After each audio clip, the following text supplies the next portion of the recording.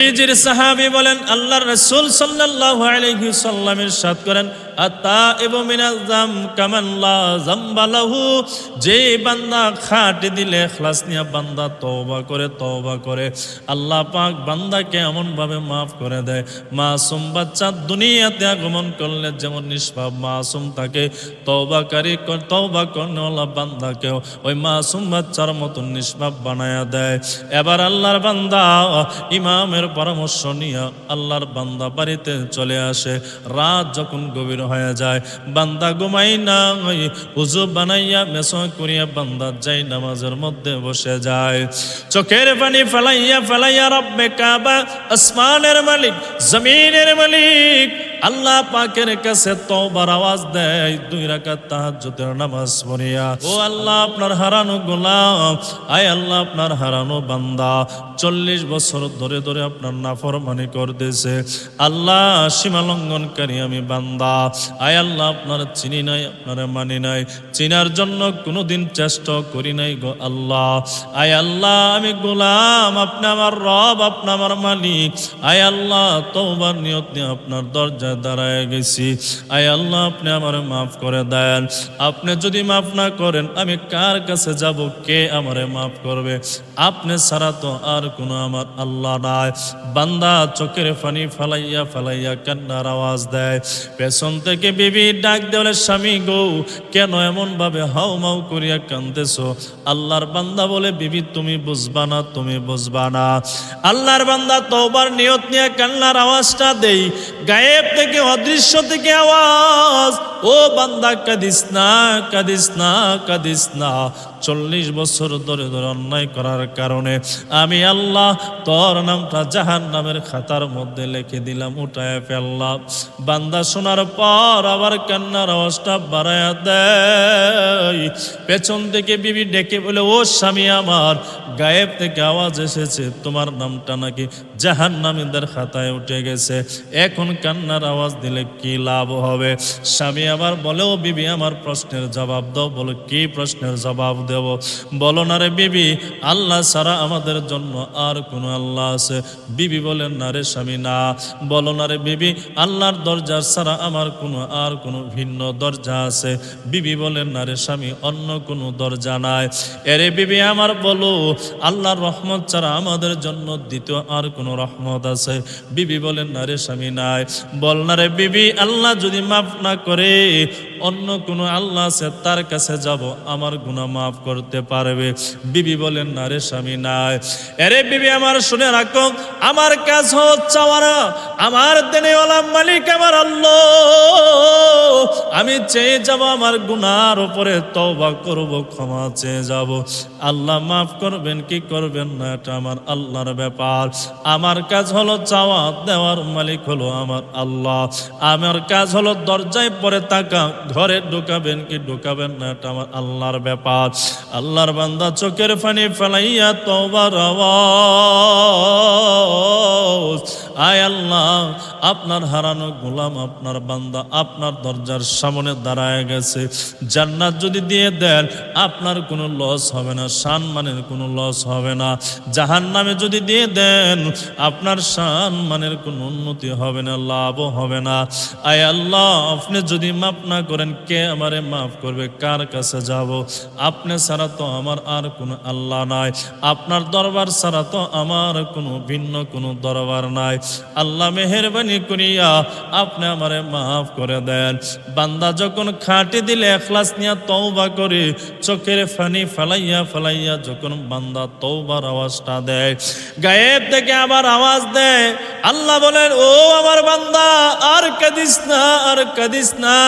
কাঁদিস না রে বান্দা, তোর চোখের পানির বিনিময়ে খাঁটি দিলে তওবা করার কারণে আমি আল্লাহ তোর পেছনের নাম জাহান্নামের খাতা থেকে কেটে আমার তোরে জান্নাতের মেহমান তোরে বানায় নিলাম।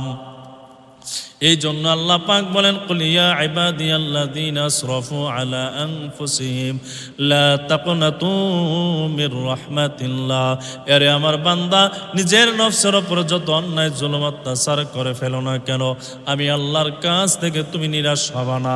তওবার নিয়ত নিয়ে দাঁড়ায় যাও, আমি আল্লাহ অবশ্যই তোমার পেছনের সব গুনাহগুলো মাফ করে দেব। 40 বছর ধরে ধরে আল্লাহর বান্দা অনেক অন্যায় করে, অপরাধ করে, এমনও কোনো অন্যায় নাই, অপরাধ নাই যুবক আল্লাহর বান্দা করে নাই।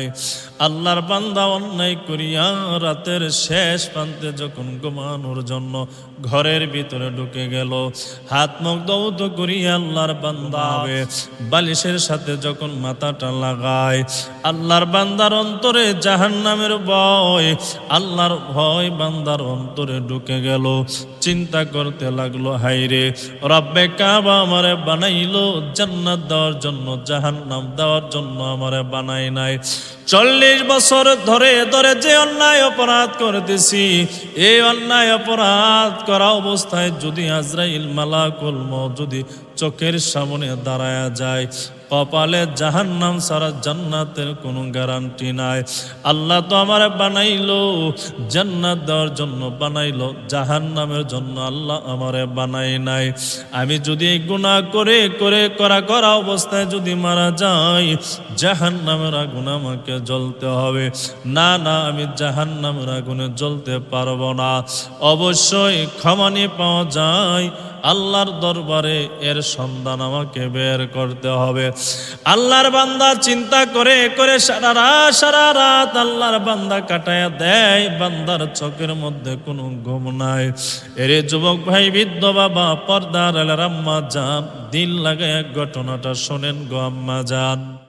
এবার আল্লাহর বান্দা চিন্তা ভাবনা করিয়া সিদ্ধান্ত নিল, কোথায় যাব, কার কাছে যাব, কার কাছে গিয়ে পরামর্শ নেব, কে আমার পরামর্শ দিবে।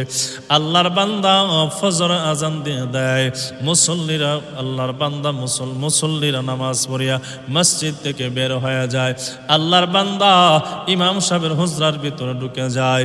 যেই মাত্র ঢুকে যায়, ইমাম সাহেব ওই ডাকাত আল্লাহর বান্দাকে দেখার পায়ে কাঁপতেছে, সারা শরীর জিয়া পানির মতন ঘাম বের হয়ে গেছে। এবার ডাকাত ডাক দিলে, ইমাম সাহেব টেনশন করবেন না, টেনশন করবেন না, কোনো ভয় করবেন না, আমি আপনার কোনো ক্ষতি করার জন্য আসি নাই।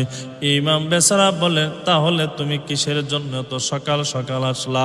আমি তো তোমার সাথে কোনো অন্যায় করি নাই, আমি তোমার সাথে কোনো অপরাধ করি নাই, কেন এবার তুমি আসলা? তুমি তো সমাজের সবচেয়ে বড় ডাকাত। মানুষ রাতের বেলা তোমাকে যেমন ভয় পায়, দিনের বেলা তেমন ভয় পায়। আল্লাহর বান্দা ওই যুবক ডাকাত ডাক দিয়ে বলে, ইমাম, ও ইমাম, ভয় পাবেন না, ভয় পাবেন না, ভয় পাবেন না গো, আমি আপনার কোনো ক্ষতি করার জন্য আসি নাই। তাহলে কিসের জন্য আসছেন বলেন? বলে, ইমাম সাহেব 40 বছর ধরে ধরে অন্যায় করে করে হাত নাপাক বানায় ফেললাম, পা নাপাক বানায় ফেললাম, কলবটাকে নাপাক বানায় ফেললাম। এখন আমি যদি এই গুনাহ নিয়ে যদি মারা যাই, কবরে জাহান্নাম ছাড়া আমার কোনো উপায় নাই। ওই ইমাম সাহেব পরামর্শ দেন, এই 40 বছরের গুনাহ থেকে কিভাবে আমি পরিত্রাণ পাবো, জাহান্নামের আগুন থেকে বেঁচে কিভাবে আমি জান্নাতের মেহমান হব। ইমাম সাহেব আল্লাহর বান্দা পরামর্শ দেয়, রে যুবক, টেনশন করবা না, টেনশন করবা না।